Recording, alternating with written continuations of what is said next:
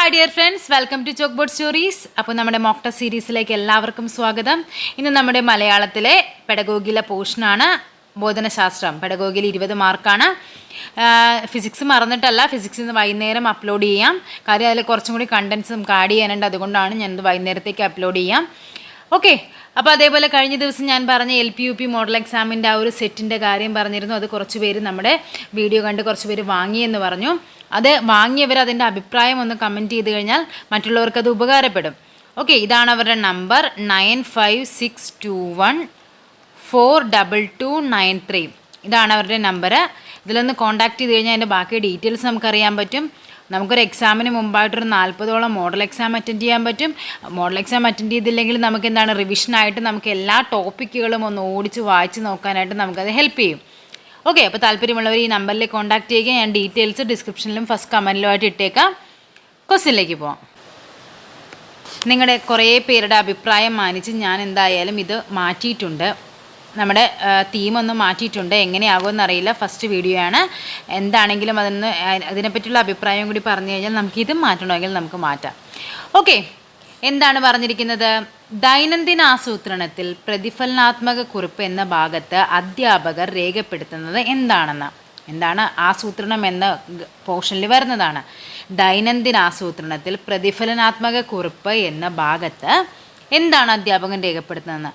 പഠന പ്രവർത്തനങ്ങൾ, ക്ലാസ്സിന് ശേഷമുള്ള അധ്യാപകൻ്റെ തിരിച്ചറിവുകൾ, മൂല്യനിർണ്ണയ സൂചനകൾ, അതേപോലെ കുട്ടികളുടെ പ്രതികരണങ്ങൾ. എവിടെയായിരിക്കും റിഫ്ലക്ഷൻ നോട്ടാണല്ലേ എന്ന് പറയുന്നത്. ക്ലാസ്സിന് ശേഷം അധ്യാപകൻ എന്തൊക്കെ തിരിച്ചറിവുണ്ടായോ അതിനെയാണ് നമ്മൾ അവിടെ എഴുതി വയ്ക്കുന്നത്, പ്രതിഫലനക്കുറിപ്പെന്ന് എഴുതി വയ്ക്കുന്നത്.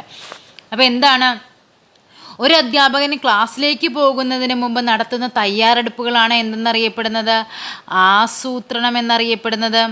ആസൂത്രണം എന്ന് പറഞ്ഞാൽ ഒരു അധ്യാപകൻ ക്ലാസ്സിലേക്ക് പോകും മുൻപ് നടത്തുന്ന എല്ലാ തയ്യാറെടുപ്പുകളുമാണ്. ആസൂത്രണം എന്ന് പറയുന്നത് 3 തരത്തിലുണ്ട്. ആസൂത്രണം എത്ര തരമാണ്? 3 തരം. എന്തൊക്കെയാണ്? ഒന്നാമത്തത് ഇയർ പ്ലാൻ, അല്ലെങ്കിൽ എന്ത് പറയും? വാർഷികാസൂത്രണം എന്ന് പറയും. വാർഷികാസൂത്രണം. രണ്ടാമത്തത് ഏതാണ്?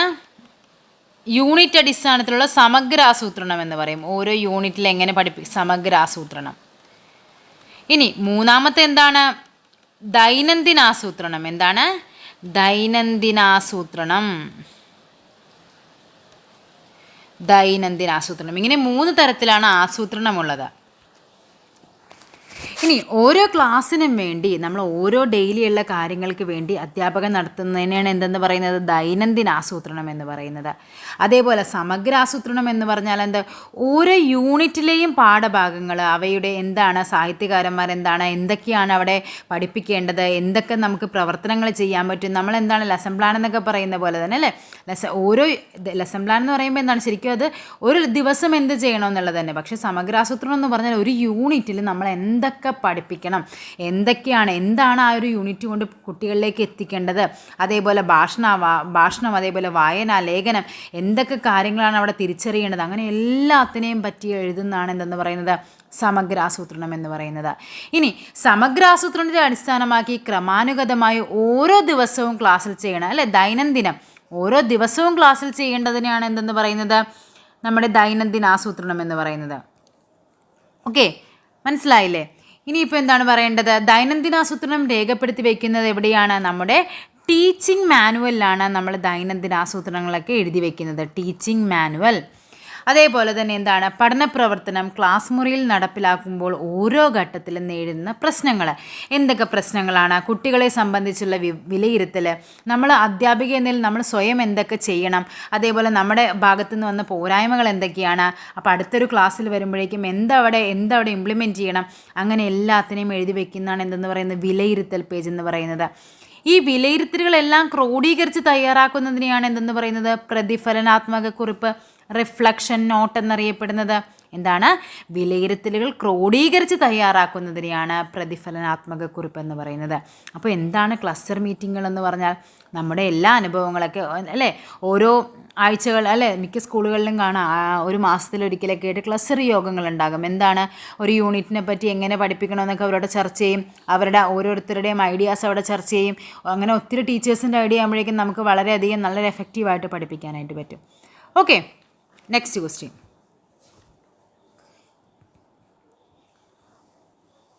ഏത് തരം വിലയിരുത്തലിലാണ് അതീത ചിന്തയുടെ സാധ്യതകളുള്ളത്? പഠനത്തിനായുള്ള വിലയിരുത്തൽ, പഠനത്തിൻ്റെ വിലയിരുത്തൽ, വിലയിരുത്തൽ തന്നെ പഠനം, ഇതൊന്നുമല്ല. എന്തായിരിക്കും മെറ്റാകോഗ്നിഷന് സാധ്യതയുള്ളത്? അത് ഓപ്ഷൻ സി, വിലയിരുത്തൽ തന്നെ പഠനത്തിലാണ്. അടുത്തതും കൂടി പറഞ്ഞിട്ട് ഓരോന്നും എന്താണെന്ന് പറഞ്ഞുതരാം. കുട്ടികളുടെ പോർട്ട്ഫോളിയോ വിലയിരുത്തുന്നത് ഏത് വിലയിരുത്തലിൻ്റെ ഭാഗമായാണ്? ഏതാണ്? നിരന്തര വിലയിരുത്തൽ, വാർഷിക വിലയിരുത്തൽ, ടേം വിലയിരുത്തൽ, മേൽ പറഞ്ഞവ ഒന്നുമല്ല. ഏതാണ്? പോർട്ട്ഫോളിയോ തയ്യാറാക്കുന്ന എപ്പോഴും നിരന്തര വിലയിരുത്തൽ മൂലമാണ്. അപ്പോൾ എന്താണ് വിലയിരുത്തൽ എന്ന് പറഞ്ഞാൽ? അതായത് ഒരു കുട്ടിക്കുണ്ടാകേണ്ട പഠന നേട്ടങ്ങൾ, അതേപോലെ എന്ത് ലക്ഷ്യം വെച്ചുകൊണ്ടാണോ നമ്മൾ പഠന പ്രവർത്തനം കൊടുക്കേണ്ടത്, അതിനെല്ലാത്തിനെയും നടത്തുന്ന, അതെല്ലാം ഫലപ്രാപ്തിയിൽ എത്തിയോ എന്നറിയുന്നതിന് വേണ്ടി നടത്തുന്നത് എന്തെന്ന് പറയുന്നത് വിലയിരുത്തൽ എന്ന് പറയുന്നത്. വിലയിരുത്തൽ ശരിക്കും നമ്മൾ 3 തരത്തിലാണ് പറയുന്നത്. എന്തൊക്കെയാണ്? പഠനത്തിനായുള്ള വിലയിരുത്തൽ, അസസ്മെൻറ്റ് ഫോർ ലേണിംഗ്. അതായത് ഒരു ക്ലാസ് മുറിയിൽ പഠനം നടക്കുമ്പോൾ അതിൻ്റെ ഫലപ്രാപ്തിക്കായി വിലയിരുത്തൽ നടത്തുകയും അതിൻ്റെ അടിസ്ഥാനത്തിൽ അധ്യാപകർ ഇടപെട്ട് കുട്ടിയുടെ പഠനത്തെ കാര്യക്ഷമമായി മുന്നോട്ട് കൊണ്ടുപോകാൻ സഹായിക്കുകയും ചെയ്യുന്നതാണ് പഠനത്തിനായുള്ള വിലയിരുത്തൽ. അതായത് നമ്മളൊരു ക്ലാസ്സിൽ പഠിപ്പിച്ചുകൊണ്ടിരിക്കുമ്പോൾ കുട്ടിക്ക് എന്തൊക്കെ പോരായ്മകളുണ്ട്, നമ്മളൊരു കൈത്താങ്ങായിട്ട് കൊടുത്ത് അവൻ അതിനെ കറക്റ്റ് ചെയ്ത് നമ്മൾ എന്ത് ചെയ്യും, അവനെ പഠിക്കാനായിട്ട് നമ്മൾ, അതായത് പഠനത്തിനായുള്ള വിലയിരുത്തൽ എന്ന് പറയും.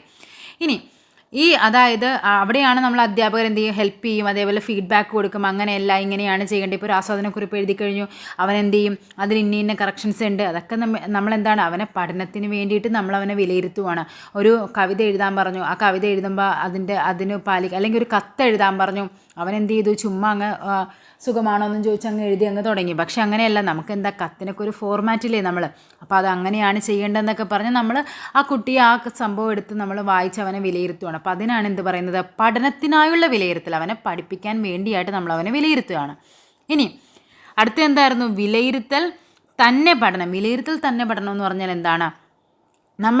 നമ്മൾ ചെയ്ത കാര്യങ്ങളെ സ്വയം വിമർശനാത്മകമായി പരിശോധിക്കുമ്പോൾ തൻ്റെ കഴിവുകളും പരിമിതികളും ഒരു കുട്ടി തിരിച്ചറിയും. അതായത് ഇപ്പോൾ അവനൊരു കത്തെഴുതി ഇങ്ങനെ അവൻ വെച്ചേക്കുക.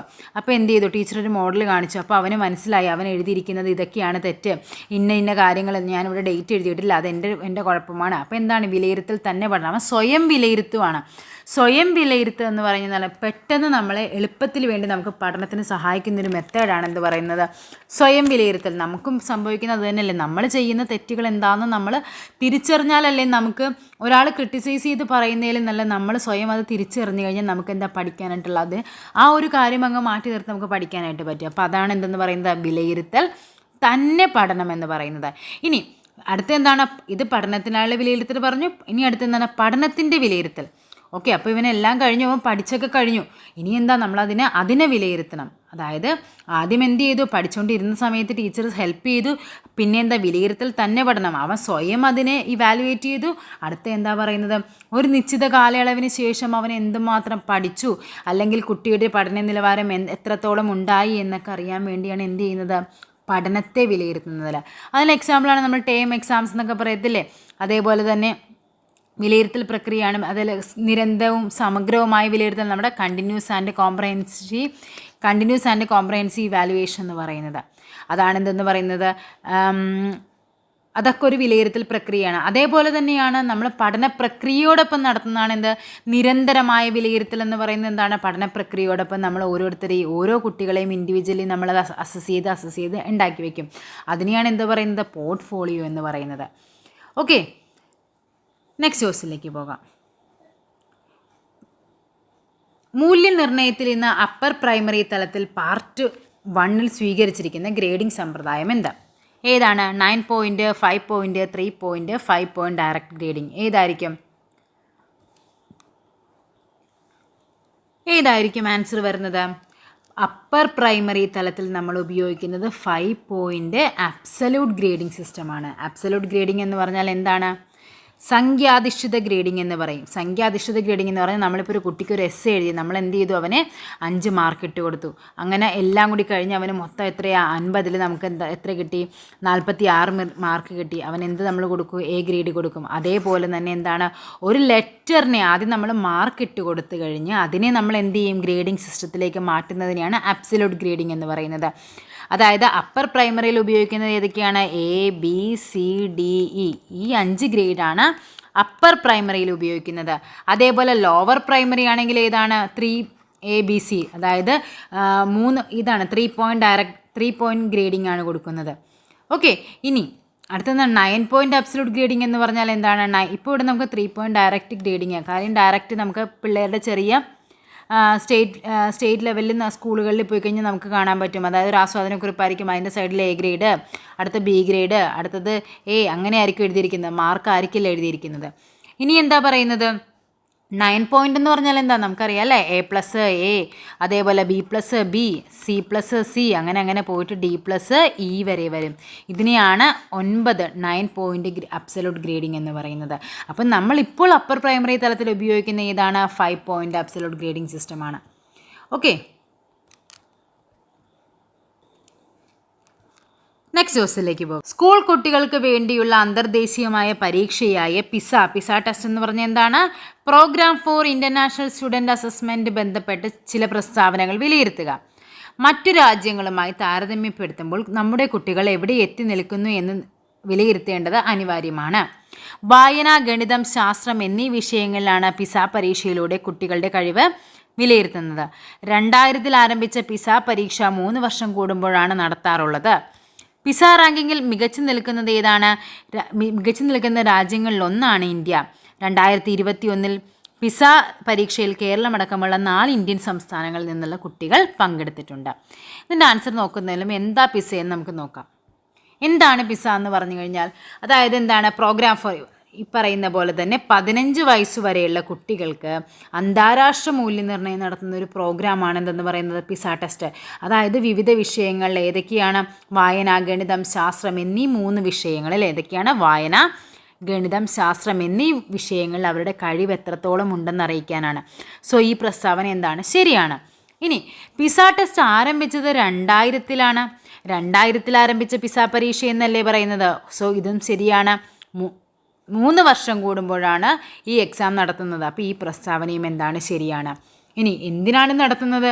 മറ്റു രാജ്യങ്ങളുമായി താരതമ്യപ്പെടുത്തുമ്പോൾ നമ്മുടെ കുട്ടികൾ എവിടെ നിൽക്കുന്നു എന്നറിയാനാണ് എന്ത് നടത്തുന്നത്? പിസ പരീക്ഷ നടത്തുന്നത്.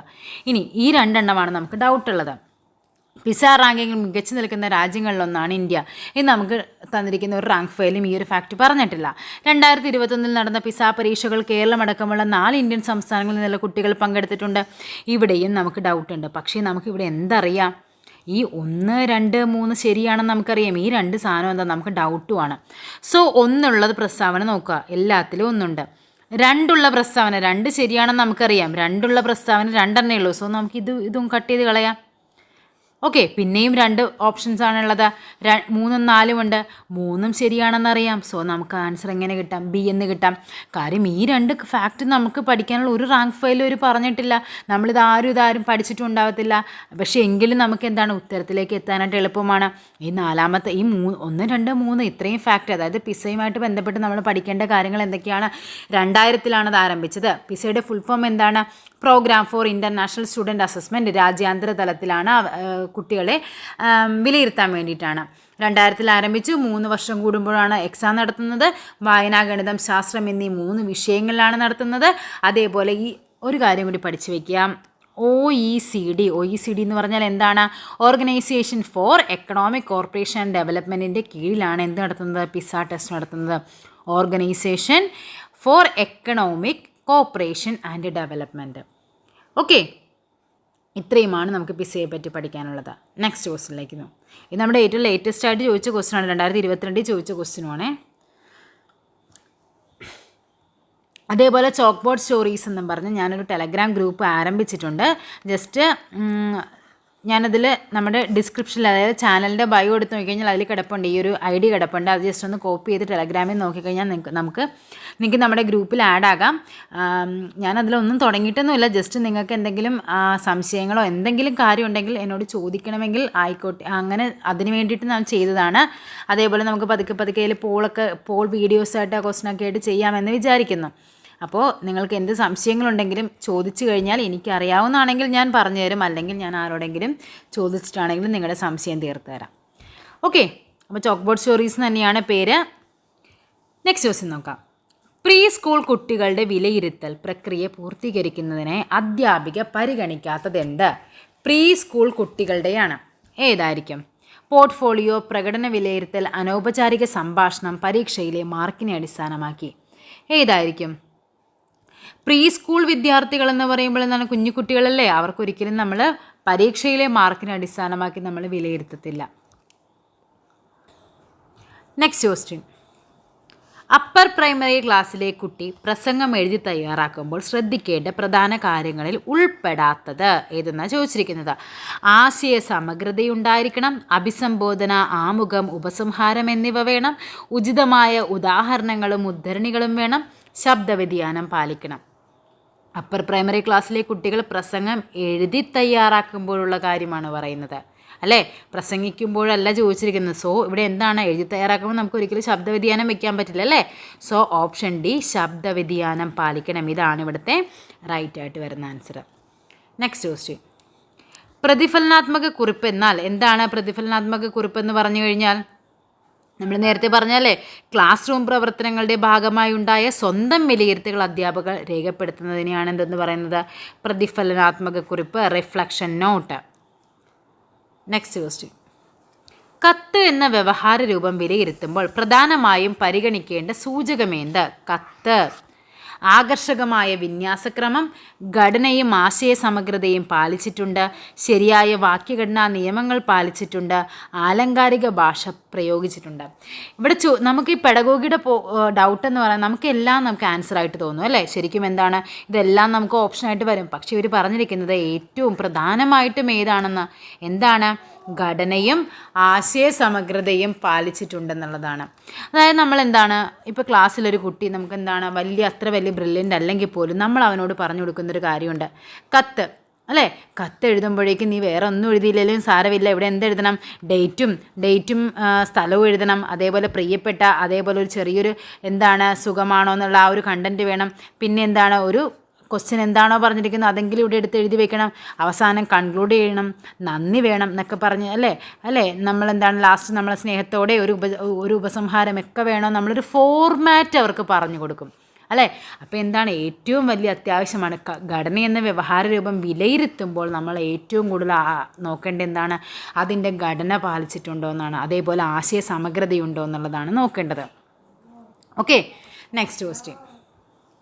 ശാരീരിക ചലനപരമായ ബുദ്ധിവികാസത്തിന് സഹായിക്കുന്ന പഠന പ്രവർത്തനം താഴെ കൊടുത്തവയിൽ ഏതാണ്? ശാരീരിക ചലനപരമാണ് ചോദിച്ചിരിക്കുന്നത്. ഏതായിരിക്കും? കൊളാഷ് നിർമ്മിക്കൽ, നാടകീകരണം, കവിതകളുടെ താളം കണ്ടെത്തൽ, സംവാദം നടത്തൽ. ഏതായിരിക്കും ശാരീരികമായിട്ട് ഒരു വികാസം എന്ന് പറയുന്നത്? ഓപ്ഷൻ ബി, നാടകീകരണമായിരിക്കും. Next question. താഴെ കൊടുത്തിരിക്കുന്നവയിൽ പ്രോജക്റ്റ് പഠനത്തിന് അനുയോജ്യമായ പ്രവർത്തനം ഏത്? പ്രാദേശിക കലാ സാംസ്കാരികം, ചരിത്രം തയ്യാറാക്കൽ, വായനാ സാമഗ്രികൾ വികസിപ്പിക്കൽ, ഉപന്യാസ രചന, നിവേദനം തയ്യാറാക്കൽ. പ്രോജക്റ്റ് പഠനമാകുമ്പോൾ അപ്പോൾ എന്തായിരിക്കും? ഓപ്ഷൻ എ, പ്രാദേശിക കലാ സാംസ്കാരിക ചരിത്രം തയ്യാറാക്കലായിരിക്കും, അല്ലേ? അന്വേഷിച്ച് ചെയ്യുന്നതല്ലേ നമ്മൾ പ്രോജക്റ്റ് എന്ന് പറയുന്നത്. നെക്സ്റ്റ് ക്വസ്റ്റ്യൻ എന്താ പറഞ്ഞിരിക്കുന്നത്? പഠിതാക്കളുടെ ഭാഷണ നൈപുണ്യം വർദ്ധിപ്പിക്കുന്നതിനായി അധ്യാപികയ്ക്ക് തൻ്റെ ക്ലാസ് മുറിയിൽ നടത്താവുന്ന ഏറ്റവും ഉചിതമായ പ്രവർത്തനം എന്ത്? പദങ്ങളുടെ ശരിയായ ഉച്ചാരണ രീതികൾ പഠിപ്പിക്കുക, വ്യാകരണ നിയമങ്ങൾ പഠിപ്പിക്കുക, സംഭാഷണത്തിലുള്ള സ്വാഭാവിക സന്ദർഭങ്ങൾ ഒരുക്കുക, ഓഡിയോ റെക്കോർഡുകൾ കേൾപ്പിക്കുക. ഭാഷണ നൈപുണ്യമാണ്, അല്ലേ? നമ്മളെന്താണ് സംസാരിക്കാനുള്ള കഴിവ് വളർത്താനായിട്ട് ഏറ്റവും നല്ല മാർഗം എന്ന് പറയുന്നത് സംഭാഷണത്തിനുള്ള സ്വാഭാവിക സന്ദർഭങ്ങൾ ഒരുക്കുകയാണ്. നമ്മളിപ്പോൾ ഇംഗ്ലീഷ് സംസാരിക്കാൻ സ്കൂളുകളിൽ ഇംഗ്ലീഷ് നിർബന്ധമാക്കും. കൊച്ചു കാര്യങ്ങളാണെങ്കിൽ പോലും നോർമലായിട്ട് ഇപ്പോൾ അവർക്ക് ബാത്റൂമിൽ പോയിക്കോട്ടെ, അല്ലെങ്കിൽ ഫുഡ് കഴിച്ചോട്ടെ, വെള്ളം കുടിച്ചോട്ടെ ഒക്കെ എന്ത് ചെയ്യും? ഇപ്പോൾ ഇവിടെ എൻ്റെ കുഞ്ഞ് വന്നിട്ട് ചോദിക്കും ഇങ്ങനെ, വാട്ടർ തരുമോ എന്നൊക്കെ ചോദിക്കുന്നത് എന്താ? അതായത് കുഞ്ഞു കാര്യങ്ങളാണ് അവരെ നോർമൽ ലൈഫിലുള്ള കാര്യങ്ങളാണ് അവർ ഇംഗ്ലീഷിൽ അല്ലെങ്കിൽ ഏത് ലാംഗ്വേജ് ആണെങ്കിലും നമ്മൾ അവരെ ഇൻട്രൊഡ്യൂസ് ചെയ്യുന്നത്. അതായത് ഭാഷാ നൈപുണ്യം വർദ്ധിപ്പിക്കുന്നതിനായി എപ്പോഴും എന്താണ് സംഭാഷണത്തിനുള്ള സ്വാഭാവിക സന്ദർഭങ്ങൾ ഒരുക്കിയാൽ മതി. Next question. വിദ്യാർത്ഥികൾ എഴുതിയ ഓർമ്മക്കുറിപ്പുകൾ വിലയിരുത്തുമ്പോൾ അധ്യാപിക എന്താണ് നോക്കേണ്ടതെന്ന്? ആശയങ്ങളുടെ ഗഹനത, അലങ്കാര സുന്ദരമായ ശൈലി, വൈയക്തികാനുഭവത്തിൻ്റെ ആവിഷ്കാരം, ശബ്ദാവർത്തനത്തിൻ്റെ താളാത്മകത. ഏറ്റവും പ്രധാനമായിട്ട് ഓർമ്മക്കുറിപ്പുകളാകുമ്പോൾ എന്താണ്? വൈയക്തികാനുഭവം, നമ്മുടെ അനുഭവത്തിൻ്റെ ആവിഷ്കാരം എത്രത്തോളം അത് ഭംഗിയായിട്ട് ചെയ്തിട്ടുണ്ടെന്നാണ് നോക്കേണ്ടത്. ഓക്കെ, അപ്പോൾ ഓപ്ഷൻ സി ആണ് ഇവിടെ ആൻസറായിട്ട് വരേണ്ടത്. ക്ലാസ്സിൽ നിങ്ങൾ അവതരിപ്പിച്ച കാവ്യഭാഗത്തിന് 2 വിദ്യാർത്ഥികൾ വ്യത്യസ്ത വ്യാഖ്യാനങ്ങൾ നൽകുന്നു. താഴെ പറയുന്നതിൽ ഏത് നിലപാടാണ് നിങ്ങൾ സ്വീകരിക്കുക? സ്വീകാര്യമെന്ന് തോന്നുന്ന വ്യാഖ്യാനം ശരിയാണെന്ന് പറയും. വ്യത്യസ്ത വ്യാഖ്യാനങ്ങൾ താരതമ്യപ്പെടുത്തി ഉചിതമായത് കണ്ടെത്താൻ വിദ്യാർത്ഥികൾക്ക് അവസരം നൽകും. രണ്ടും ശരിയാണെന്ന് പ്രസ്താവിക്കും. കൂടുതൽ ബുദ്ധിമാനായ വിദ്യാർത്ഥിയുടെ വ്യാഖ്യാനം സ്വീകരിക്കും. ഏതായിരിക്കും? ഓപ്ഷൻ ബി, അതായത് വ്യത്യസ്ത വ്യാഖ്യാനങ്ങൾ. ചിലപ്പോൾ എന്താണ്, രണ്ടുപേരും ഒരേ കാര്യത്തെപ്പറ്റി 2 അഭിപ്രായങ്ങൾ വരുമ്പോഴേക്കും എന്താണ്, ഏതാണോ ആപ്റ്റായതെന്ന് അവരോട് തന്നെ കണ്ടുപിടിച്ചെടുക്കാൻ പറയും. അല്ലാണ്ട് എന്താ, അവൻ പഠിക്കുന്നവനാണ്, ചിലപ്പോൾ അവൻ പറയുന്നതാണ് ശരിയെന്ന് വെച്ച് അങ്ങ് വിട്ടുകളയല്ല ചെയ്യേണ്ടത്. എന്താണ് മറ്റവൻ്റെ പോരായ്മ, എന്താണ് അവൻ കണ്ടുപിടിച്ചതിലെ തെറ്റെന്നുള്ള എന്താണ് ഏറ്റവും ബെസ്റ്റ് മെത്തേഡ് എന്ന് പറയുന്നത് അവർക്ക് തന്നെ, വിദ്യാർത്ഥികൾക്ക് തന്നെ അവസരം കൊടുക്കുന്നതാണ്. സോ ഓപ്ഷൻ ബി ആണ് ഇവിടെ ആൻസർ ആയിട്ട് വരുന്നത്. എഴുതുമ്പോൾ ചില അക്ഷരങ്ങൾ സ്ഥിരമായി സ്ഥാനം മാറിപ്പോകുന്ന പ്രവണതയുള്ളത് കുട്ടി നേരിടുന്നത് ഏത് പഠന വൈകല്യമാണ്? ഏതായിരിക്കും? Dyslexia, dysgraphia, dyscalculia, dyspraxia. ഏതാണ്? ഓപ്ഷൻ ബി ഡിസ്ഗ്രാഫിയാണ് എഴുതുമ്പോഴുള്ള വൈകല്യം. ഡിസ്ലെക്സി എന്താണ്? ഭാഷണ വൈകല്യമാണ്. ഡിസ്കാൽക്കുലി എന്താണ്? നമ്മുടെ ഗണിത പ്രശ്നങ്ങളുമായി ബന്ധപ്പെട്ട വൈകല്യമാണ്. ഡിസ്പ്രാക്സി എന്താണ്? പേശി വൈകല്യമാണ്. നെക്സ്റ്റ് ക്വസ്റ്റ്യൻ നോക്കിക്കേ. ഒരു അപ്പർ പ്രൈമറി ക്ലാസ്സിൽ നൽകിയ ലഘു ജീവചരിത്രം തയ്യാറാക്കുക എന്ന പഠന പ്രവർത്തനം വിലയിരുത്തുമ്പോൾ പ്രസക്തമല്ലാത്തത്. ലഘു ജീവചരിത്രം ആണ് തയ്യാറാക്കേണ്ടത്. ഏതായിരിക്കും? ആശയ സമഗ്രത, ആശയ ക്രമീകരണം, വസ്തുനിഷ്ഠ രചന, ഭാവനാശേഷി. ഇവിടെ ഏതായിരിക്കും? ഓപ്ഷൻ ഡി, ഭാവനാശേഷി. ഒരാളുടെ ജീവിതത്തെക്കുറിപ്പ് എഴുതുമ്പോഴേക്കും നമുക്ക് എന്താണ്, വലിയ ഭാവനയൊന്നും വേണം. നമുക്കറിയാമല്ലേ തന്നിരിക്കുന്നത് ആശയ സമഗ്രത, എല്ലാ കാര്യങ്ങളും ഉൾപ്പെടുത്തിയിട്ടുണ്ടോ എന്ന് നോക്കണം. ആശയ ക്രമീകരണം, അതായത് ആദ്യം എന്താ അവൻ ജനിച്ചത് തൊട്ട് പറയണം. അല്ലാണ്ട് ആദ്യം ഇപ്പോൾ MT വാസുദേവൻ നായർ അല്ലെങ്കിൽ എന്താണ് ആരെങ്കിലും തകഴി ശിവശങ്കരപ്പിള്ള മരിച്ചത് ഇന്ന വർഷമാണെന്നും പറഞ്ഞല്ല തുടങ്ങേണ്ടത്. അദ്ദേഹം ഇന്ന സ്ഥലത്ത് ഇന്ന ദിവസം അല്ലേ, ഇന്ന സ്ഥലത്ത് ജനിച്ചു, ഇന്ന ജില്ലയിൽ ജനിച്ചു, അല്ലെങ്കിൽ ഇന്ന വീട്ടിൽ ജനിച്ചു. ഒരു എന്താണ് ആശയ ക്രമീകരണത്തിൻ്റെ രീതിയുണ്ട്. അതേപോലെ വസ്തുനിഷ്ഠമായിരിക്കണം കാര്യങ്ങൾ. അപ്പോൾ ഭാവനാശേഷിക്ക് അവിടെ അത്രയധികം ഇമ്പോർട്ടൻസ് ഇല്ല. ഒരു ഭാഷാ പഠന ക്ലാസ്സിൽ പ്രോജക്റ്റായി നൽകാൻ ഉചിതമായ പ്രവർത്തനം ഏതാണ്? ഭാഷാ പഠന ക്ലാസ്സാണ് പറഞ്ഞിരിക്കുന്നത്. ആസ്വാദനക്കുറിപ്പ്, പ്രാദേശിക ഭാഷാ നിഘണ്ടു, കഥ, വായന, നോട്ടീസ് തയ്യാറാക്കൽ. പ്രോജക്റ്റാണ് പറഞ്ഞിരിക്കുന്നത് അല്ലേ. സോ എന്താണ്, അന്വേഷിച്ച് കണ്ടെത്തേണ്ടതാണ്. സോ എന്ത് വരും ആൻസർ? പ്രാദേശിക ഭാഷാ നിഘണ്ടുവാണ്. വിലയിരുത്തൽ തന്നെ പഠനമാവുന്നതിന് ഏറ്റവും കൂടുതൽ സാധ്യതയുള്ള പ്രവർത്തനം ഏത്? വിലയിരുത്തൽ തന്നെ പഠനം എന്താണ്? വിലയിരുത്തൽ തന്നെ പഠനം എന്ന് പറഞ്ഞാൽ എന്താണ്? കുട്ടികൾ സ്വയം വിലയിരുത്തുന്നതിനല്ലേ വിലയിരുത്തൽ തന്നെ പഠനം എന്ന് പറയുന്നത്. സോ ഓപ്ഷൻ ഡി, കുട്ടികൾ സ്വയം വിലയിരുത്തി മെച്ചപ്പെട്ട സാധ്യതകൾ കണ്ടെത്തുമ്പോഴാണ് എന്തെന്ന് പറയുന്നത്? വിലയിരുത്തൽ തന്നെ പഠനം എന്ന് പറയുന്നത്. രചനാന്തര പ്രജനന വ്യാകരണം എന്നാൽ എന്ത്? ആരുടെയാണിത്? നോം ചോസ്കിയുടെ അല്ലേ. എന്താണത്? ആൻസർ പറയാം. സർവഭാഷാ വ്യാകരണത്തെക്കുറിച്ചുള്ള സിദ്ധാന്തമാണ് എന്തെന്ന് പറയുന്നത്? രചനാന്ത പ്രജനന വ്യാകരണം, നോം ചോസ്കിയുടേത്. കേൾവിക്ക് വെല്ലുവിളി നേരിടുന്ന കുട്ടികൾക്ക് ഭാഷാ പഠന ക്ലാസ്സിൽ കൂടുതലായി ലഭിക്കേണ്ടത് എന്താണെന്ന്? ബ്രെയിലി ലിപി ഉപയോഗിച്ചുള്ള പുസ്തകങ്ങൾ. അതാർക്കാണ്? കണ്ണ് കാണാൻ പാടില്ലാത്തവർക്കാണ് അല്ലേ. ലേഖനത്തിനുള്ള ധാരാളം അവസരങ്ങൾ, ദൃശ്യാനുഭവങ്ങളുടെ പരമാവധി പ്രയോജനം, ശ്രവ്യാനുഭവത്തിൻ്റെ പരമാവധി പ്രയോജനം. ക്ലാസ്സുകൾ കൊടുക്കുമ്പോഴേക്കും എപ്പോഴും ഏറ്റവും നല്ലത് ഏതായിരിക്കും? ശ്രവ്യാനുഭവം പറ്റില്ല, ഇതും പറ്റില്ല. പിന്നെ എന്തായിരിക്കും ഏറ്റവും കൂടുതൽ ആപ്റ്റായിട്ട്? ഇത് രണ്ടുമാണ് നമുക്കൊരു ഓപ്ഷൻ ഡൗട്ട് വരുന്നത്. എപ്പോഴും എന്താണ്, ദൃശ്യാനുഭവങ്ങൾ നന്നായിട്ട് കൊടുത്താൽ അവർക്ക് എന്ത് സംഭവിക്കും? അവർക്ക് കേൾക്കാനല്ലേ, കേൾവി ശക്തിക്കാണ് ബുദ്ധിമുട്ടുള്ളത്. സോ നമുക്ക് എന്താണ്, നല്ല നല്ല കാര്യങ്ങൾ അവരെ കാണിച്ചു കൊടുത്തു കഴിഞ്ഞാൽ അവർക്ക് എഫക്റ്റീവായിരിക്കും. ഓക്കെ, അപ്പോൾ നമ്മുടെ 20 ക്വസ്റ്റ്യൻ ഇവിടെ കഴിഞ്ഞിരിക്കുകയാണ്. അപ്പോൾ എപ്പോഴത്തെയും പോലെ ഇന്ന് വൈകുന്നേരം നമുക്ക് ഫിസിക്സിൻ്റെ ടോപ്പിക്കുമായിട്ട് കാണാം. അപ്പോഴേക്കും താങ്ക് യു.